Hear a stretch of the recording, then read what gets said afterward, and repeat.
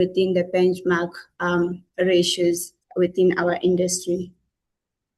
And then next, we'll be looking, can you please, thank you. And then next, it's our operational compliance and governance risks that we are facing. Operationally, capacity constraints as well as skill retention, we are still facing that. So to mitigate for this, we are planning to improve workforce planning as well as monitor capacity. And then fragmented system is also a big factor in our operations.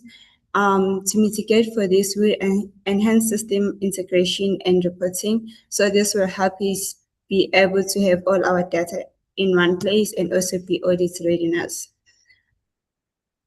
And then lastly, on compliance, as we transition to another stage of BBBE categories, we are facing regulatory requirements or regulatory returns that we need to follow. So to stay ahead of this, we are going to be implementing a tax planning and continue to strengthen our tax return processes to make sure that we are compliant with all the regulatories.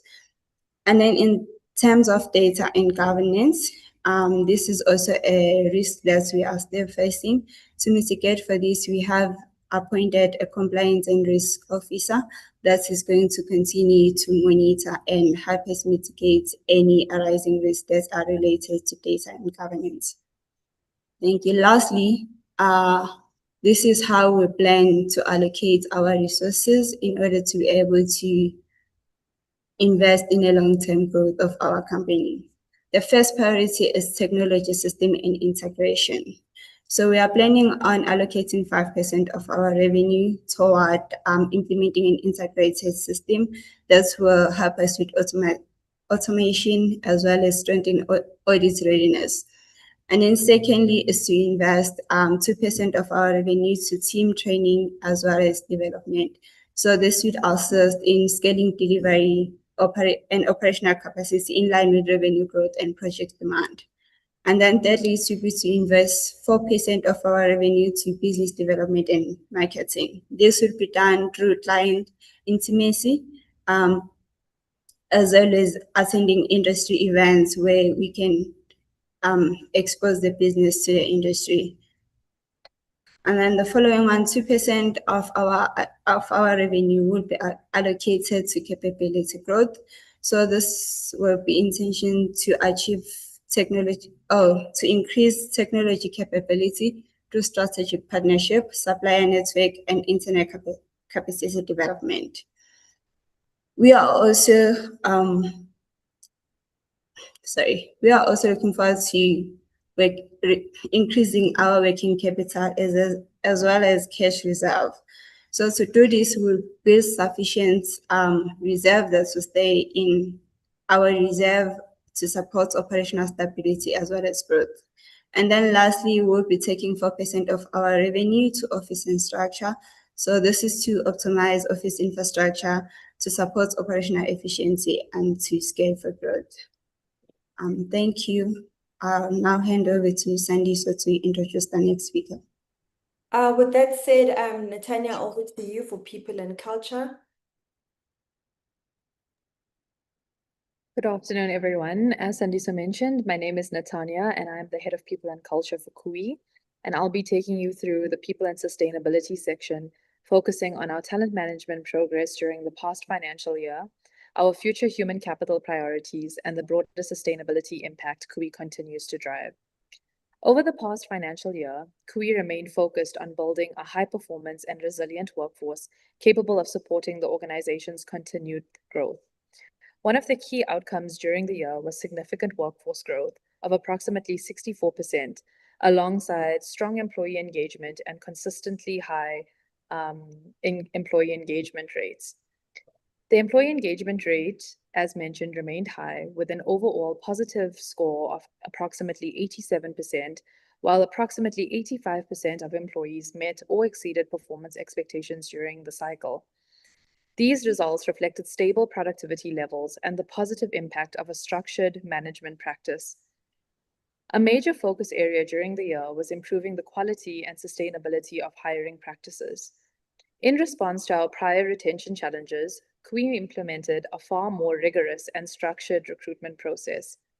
This included psychometric assessments, technical competency testing, and behavioral interviews to ensure stronger alignment between candidates, organizational culture, and role requirements. COOi also introduced the Professional in Training, or PIT model. This approach enabled structured short-term engagements prior to permanent placement, allowing for more effective assessment of performance, adaptability, and team fit. Since implementation, the PIT program achieved a retention and conversion rate of approximately 58%, improving hiring quality while reducing early-stage hiring risk and highlighting opportunities to strengthen onboarding and long-term workforce integration. Capability development remained another key priority throughout the year.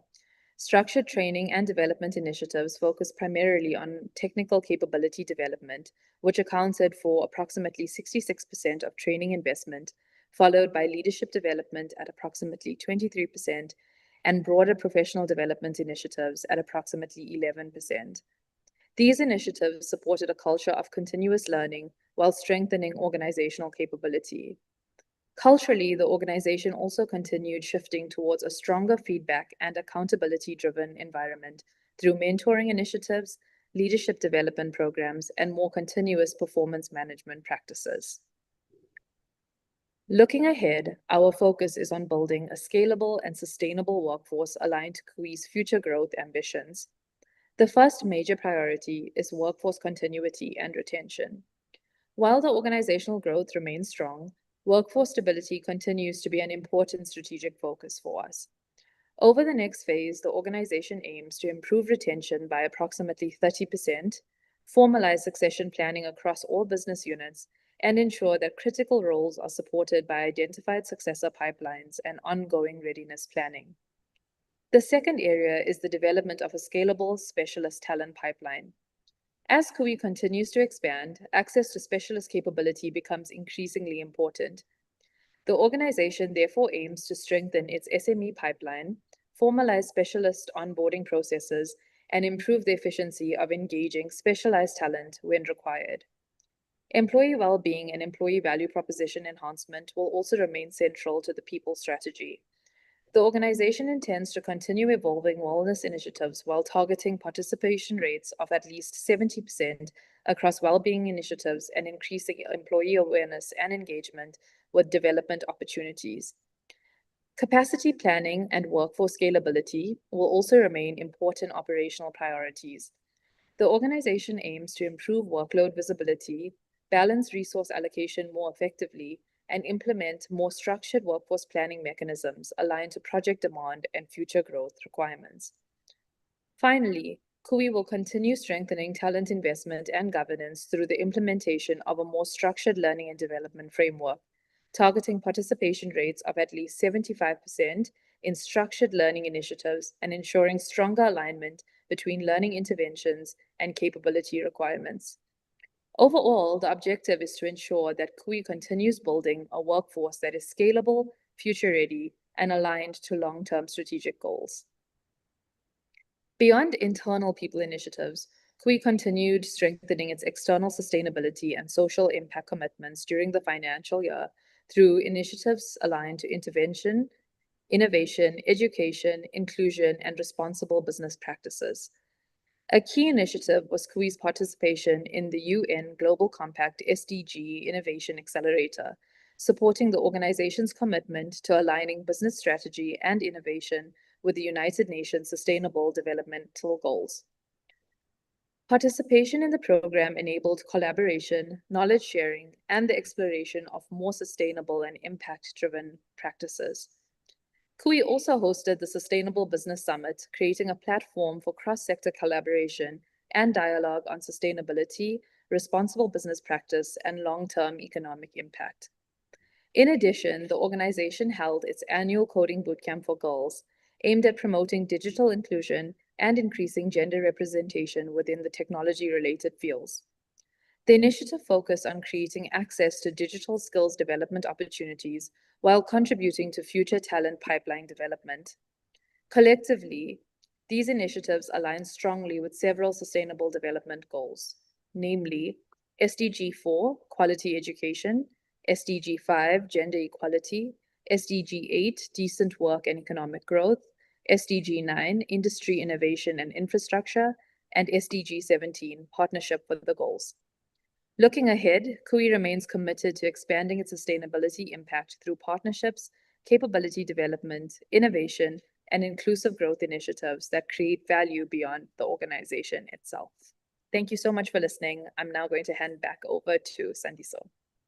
Thank you, Natanya. I'm going to try and speed through the credentials just to give you a gist of what we do for our clients. The first project that I'm going to showcase is digital sustainability, process engineering. We're seeing a lot of our clients going back to basics with agile methodologies. The discipline of process documentation has been abandoned. And so a lot of our clients are struggling with time to response to client errors and issues. And that's also just been attributed by the lack of process documentation. So when there's a problem, not knowing how to solve for it. So doing process engineering is something that we're doing for our clients and looking to helping them better serve their clients, but also to identify opportunities for modernization on their respective systems.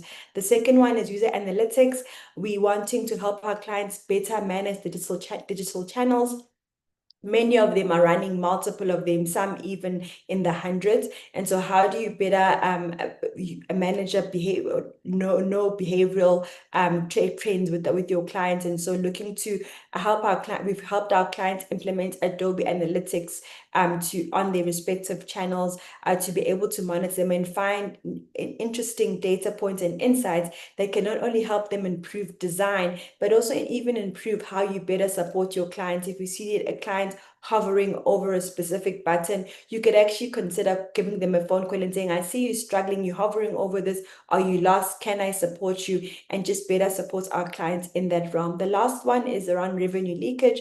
A lot of our clients are running multiple platforms that their clients are transacting on. So managing this and then rolling it up to being a billing and pricing and an invoice, sometimes information can get lost or can get confusing. And so looking to put data visualization through data meshes and architectures to help our clients visualize the data on a real-time basis and therefore avoid revenue leakage. I know I sped through it, but I'm just trying to afford us time and also for me to share with you the exciting news of our growth ambitions. In this FY27, we have the 4 key pillars that we want to focus on. So market intelligence and emerging capability. One, we need to work more closely with our clients, market penetration. We're looking at expansion in our client base, also from a geographical expansion that is also key to our business, and then hoping to acquire 4 new clients in this financial year. Emerging capabilities, we're wanting to increase our project size by including different other capabilities, ESG, AI, cybersecurity. That's part of the reason why we bring in SME pipeline, because we don't have those expertise in-house to date. We're looking at just better management of our finances, tax planning, as Nolutando, as you mentioned, expense management, being able to properly, accurately allocate our expenses. Also looking at human capital retention in our business, that will be aided by succession planning, utilization, productivity, and also the SME pipeline I've already alluded to, and also including just to better our value proposition to our employees about non-monetary initiatives as well. We're looking at operational excellence. So we've already separated the 2 businesses, COOi Studios and COOi Tech. So next time when we report to our stakeholders, we're actually going to be reporting as COOi Group. It's the last time that we're going to be reporting as COOi Studios, because now we've got 2 entities within the business. We're looking at better fiscal precision, and supplier relationship management is very important to us. We've received some feedback for clients. And then lastly, compliance as we look forward to road to a Vision 2030. Vision 2030 basically is us saying we want to become a 50 million rand revenue organization by 2030, want to have a sizable market share within professional services, looking at improving our corporate governance, also looking at formalizing our SOPs, having geographical expansion, and then separating of ownership and management that is already underway. I got my first official salary on the 1st of March. Regulatory and compliance as well, also important for us to get to our target. With that said, I'd like to just ask if there's any questions from the audience. Unfortunately, we only have 2 minutes, so if there are, by all means, please do raise your hand. Thank you.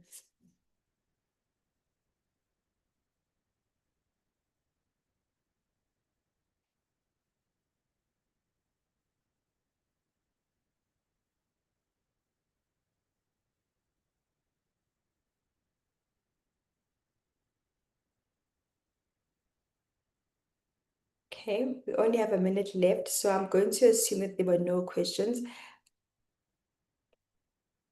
Thank you, Magdalena. Thank you. Yes, thank you. With that said, I think we can end on time. Thank you so much for joining. Thank you. Wishing you all a great day further. Bye-bye.